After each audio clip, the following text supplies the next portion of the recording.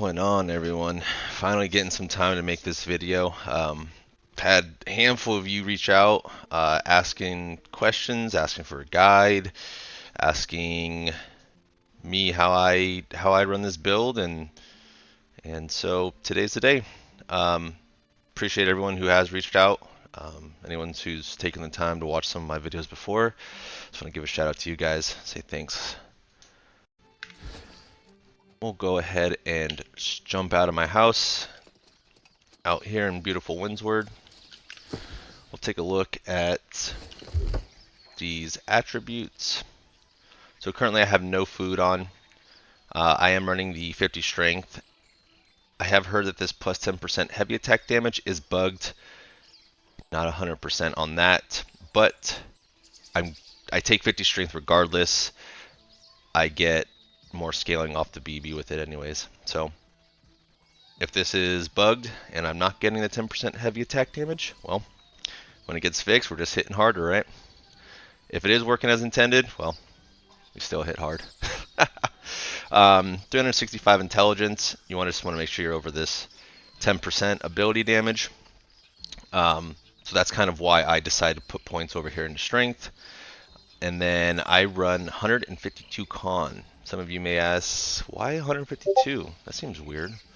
I did this back in season 2 also, but it was with 160 con. Well, 160 con, why?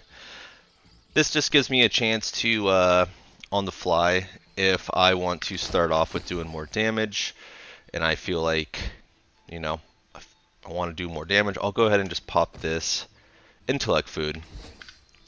And from there, cool, we're pumping more damage, got higher numbers, we're doing more. Oh no, I'm taking more damage. I'm really getting focused. I'm taking, it's kind of a awkward fight. I swap right back to my 48 food for my con, and I go right to 200 constitution without having to swap my attribute points.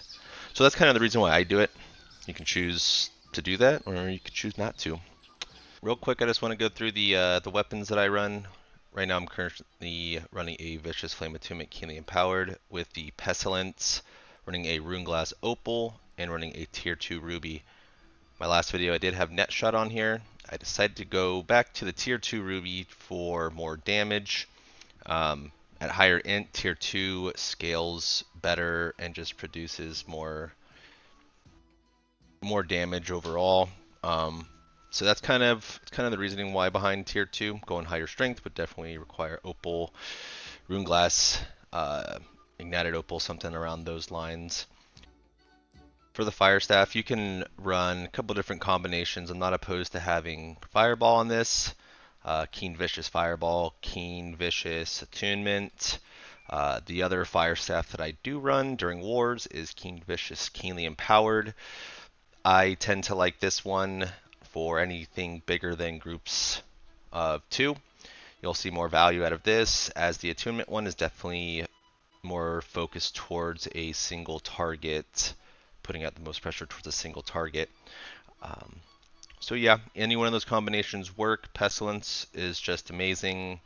If you're not sure how it works, it will work while you have your Firestaff out, so you can build up those blighted stacks for reduced healing.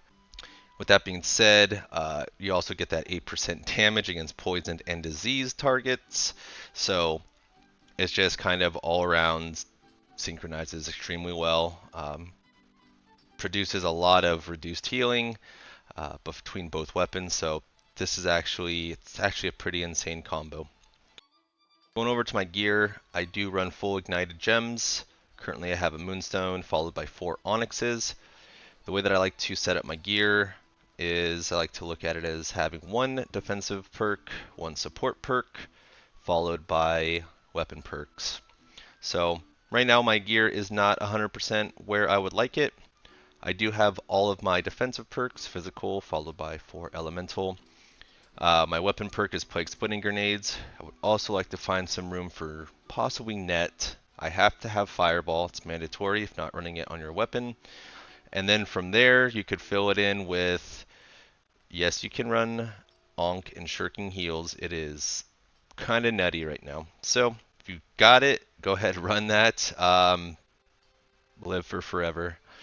I would like to have maybe another couple pieces of health, another few more pieces of fire harnessing.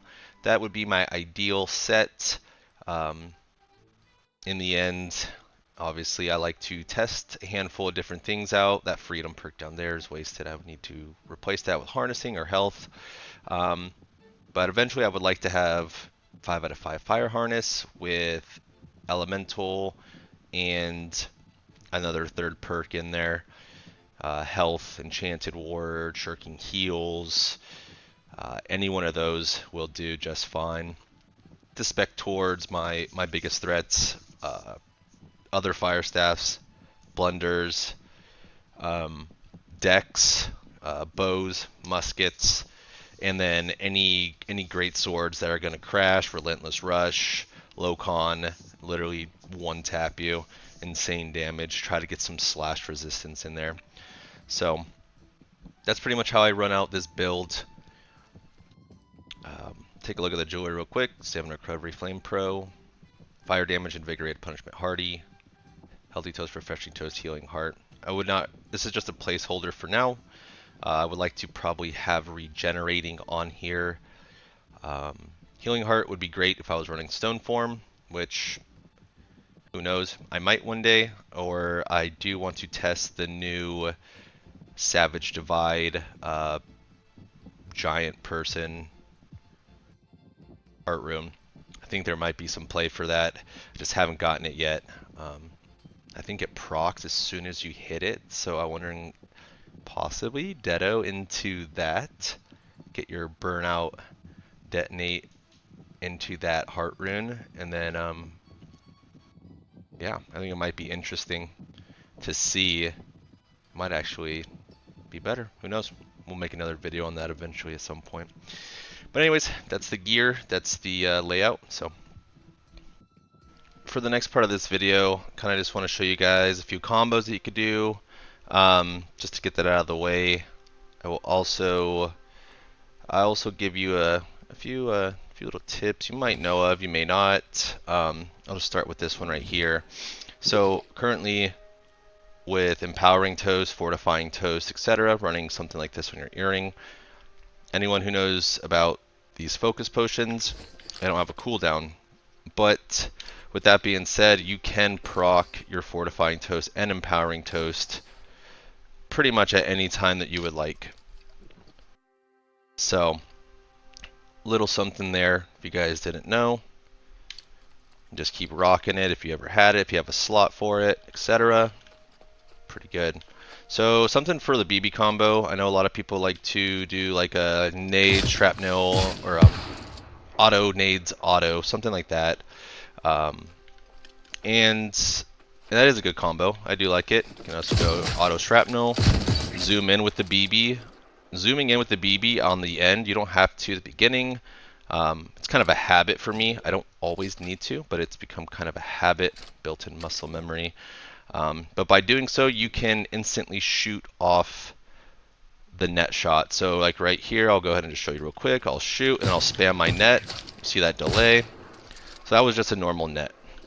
I'll come back to that in about 5 seconds. But pretty much the combo that I like to run is, and I'll show you guys with the net here, is the open with nades if possible, into the auto, into a shrapnel, into another auto, into the net.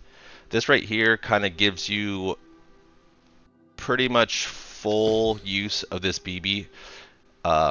Your auto, so you're going to pretty much hit the auto right before the nades pop, right into the shrapnel, dealing a ton of burst damage. By also popping your nades first, you're also procking, you're also going to proc unload. So you're also going to get that upgraded bullets, etc. So I'll go ahead and show you what a BB combo looks like with the net, quick net. So usually you want to pop your nades, auto, shrapnel, auto, and then into the net. So with that, you're actually able to proc your unload twice, using it, getting 100% uptime out of it off your abilities. The quick net part, as I showed you before, looks kind of like See how much quicker that is if you're zoomed in. You have to be zoomed in. So there's something with the BB. Firestaff, kind of do what you want as a will. I usually like to start with a heavy fireball, maybe like into a light, into another light pillar, something like that. Keep heavying. You want to keep heavying to get your cooldowns back. Sometimes you want to just sneak in a light in there just for the smolder stacks.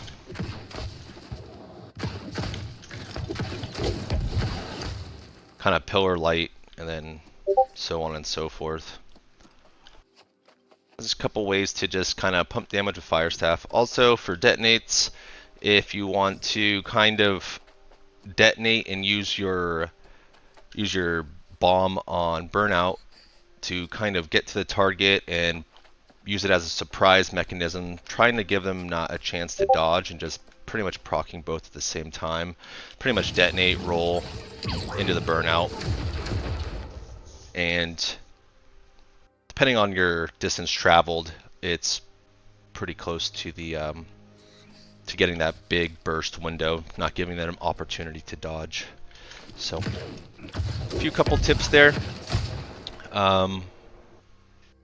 Yeah, so we'll go ahead and move on to the next section. Appreciate it. So let me go ahead and build out my Firestaff build here for you, just so you guys can have a visual kind of how I do this. So a few things with Firestaff. We work really well off smolder stacks and burns. This is a huge part of this build. It synergizes really well here with Singe. Light and heavies will help build. Watch it burn will also add those smolder stacks that you need. Fireball hits will also, and this is where Pillar of Fire Strike the Match comes into play. This is really big for getting those really big Pillar of Fires. Even if you start off with the heavy Fireball light into a pillar, if you get anything to crit, you're going to be at 5 stacks. So it's pretty big on the smolder stacks. I stopped running Kindle. I used to run this for a while. I stopped doing it though, just because I did run into some mana issues running Ice Gauntlet. With blunderbuss, it's not too big of a deal, but there are times when you're doing these big combos that you will drop below 50% mana running the build the way that I do. So I dropped Kindle, which is about an extra second or so of Smolder, and I went into Spell Focus. Now you ask, why is mana such a important part of this? Is because we want to stay above 50% to gain this 5% in power.